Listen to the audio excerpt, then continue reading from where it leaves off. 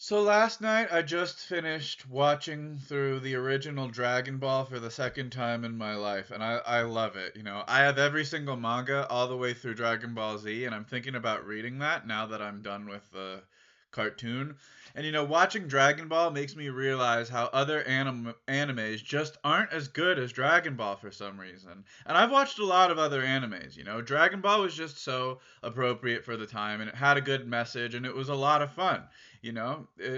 Like back then, like all the stills were hand drawn, and it didn't look as like, I don't know, just it looked more genuine and less artificial. Nowadays, like especially in One Piece, everything is so picture perfect. It just looks like sterile to me in a lot of ways. I wish they would bring back the imperfections that came along with the hand drawings.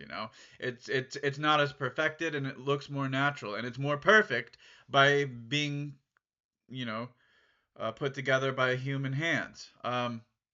But as I was watching it, I saw a lot of older Dragon Ball characters I wish got more time later in the series, like throughout Dragon Ball Z and Super. Dragon Ball introduced tons of neat characters Toriyama completely forgot about. First being Launch. Launch was one of my favorite characters in Dragon Ball. I loved the fact that she had split personalities and would change dramatically at any given point, which would help forward the plot in certain ways for the side characters.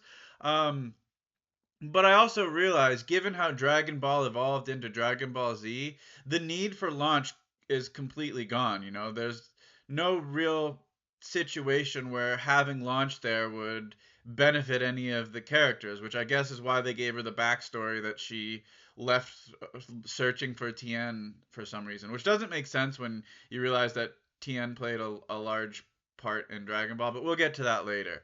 Um, Another character, actually a few more characters in the same saga, I believe deserved more attention was Upa. I believe he deserved a lot more time and should have came back in Dragon Ball Z. Alongside with him though is General Tao Pai Pai and the Crane Hermit, and Android 8. All of those characters, except for maybe the Crane Hermit, played a very significant role of the Red Ribbon Army saga.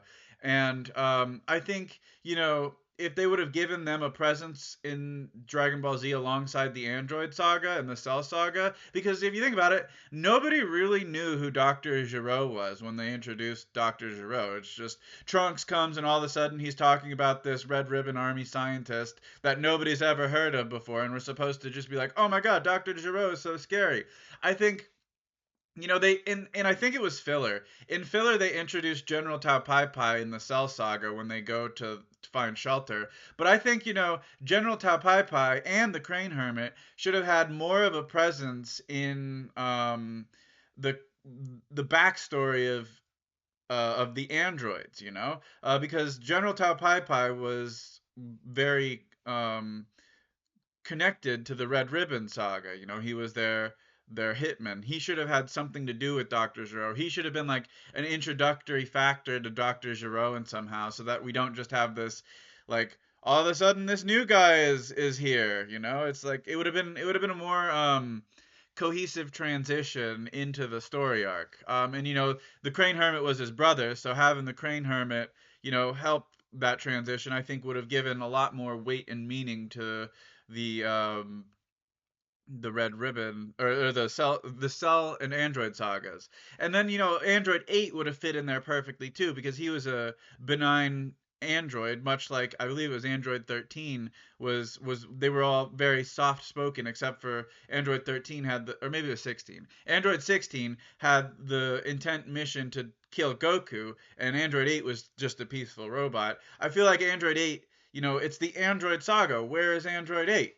Like, I mean, the first android of the series doesn't appear in the Android saga. So I just kind of thought that was, a place that would have made the saga hit harder. I think all of those characters should have gotten a reprisal in the Android and Cell saga. Now on to another character. I think she was in Dragon Ball Z, but I think she deserved more time and a more prominent role in Dragon Ball Z, and that's Fortune Teller Baba. Given that she's Master Roshi's sister, I think she deserved more screen time. She does show up all throughout Dragon Ball Z, but it's very brief, and I think I feel like she deserved more than what she got. And alongside that, I wish Grandpa Gohan would have had at least one small appearance in DBZ as in Otherworld or something to show his pride in Goku's journey and recognize the transformation that Goku has gone through. But I also realized that having two characters named Gohan in the same series would have been a little confusing. Um, Another character who I think really deserved to be in the series again was King Choppa. You know, the former martial arts tournaments before the Jackie Chun fight. I wish he would have had some appearance in the later martial arts tournaments, if only just for us to witness him lose to Mr. Satan and watch Mr. Satan become the world champion. Because there wasn't really much of a story arc that told of Mr. Satan's journey to heroism. Even if he is a fraud mostly. We just all of a sudden learn that Mr. Satan's the champion, you know, and he's here to defeat Cell. I think there would have been it would have been cool if it would have included some fight between Mr. Satan and King Choppa where Mr. Satan proved that he can actually fight people on a normal level.